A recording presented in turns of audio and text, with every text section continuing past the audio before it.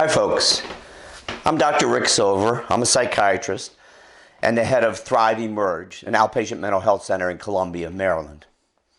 I have been, as everybody else has been, trying to make sense of this whole coronavirus crisis and how it's upended our lives over the past month or so. One way I deal with that kind of conflict and turmoil in my life is writing. And sometimes when I write, I like to read my stories to other people, and I'd like to do that today. I'm going to suggest that maybe you think about yourselves being a small child being read to by your parents and allow yourself to go into that place where we become very quiet and introspective and contemplative. Because I think in addition to all the other things that we need to do to deal with this virus, all the busyness and buying things and protecting ourselves, we need to take the time to really think carefully about what this means to us on a much deeper level. This is a huge upheaval that we're all dealing with. And somehow we need to be able to make sense of it, to fit it into our world in order to figure out what's next and how to go on from here.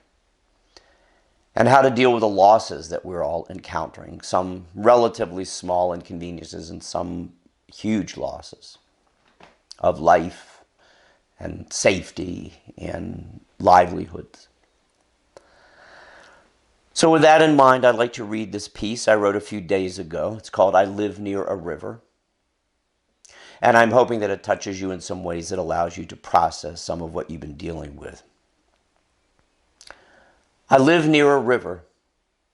Most days I notice it from a distance as I pass by on the road, perched high above its banks, or see it framed through the bedroom window, my gaze tracking across the narrow street fronting my house, down the hill green with spring grass, the water far below, snaking silver and gray and white along its rocky course.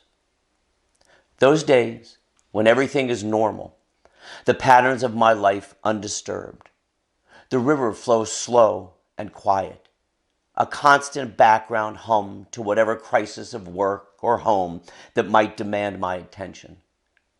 The rapids beckon with a low growl, captivating and cunning, but I listen just for a moment, not wanting to hear the invitation to a deeper and perhaps more troubling conversation.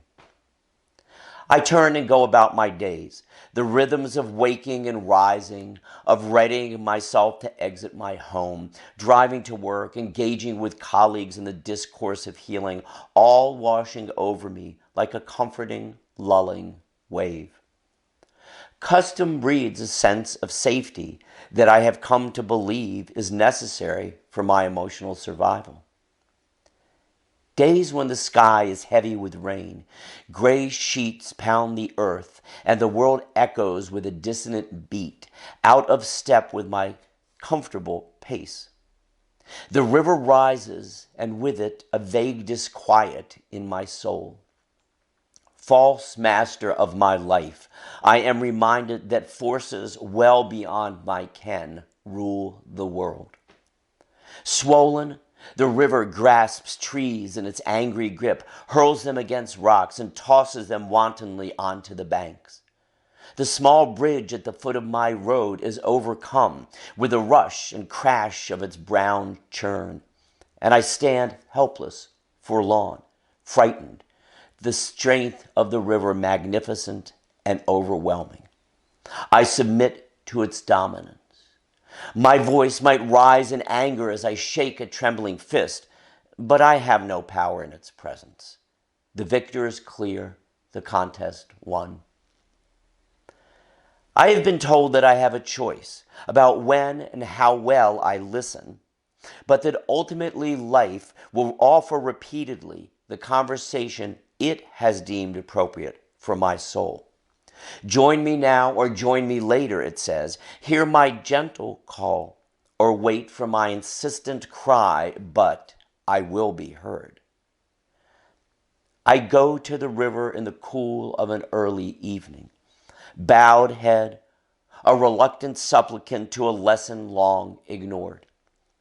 The river is quiet now, waters ebbed, approachable, welcoming.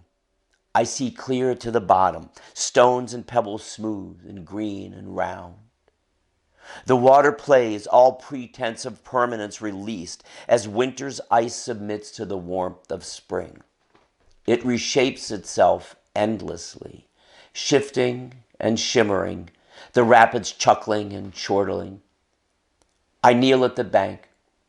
Behind the trees, the sun journeys downward, arrows of light stabbing between branches, reaching for the blue sky, not yet ready to let go of the day.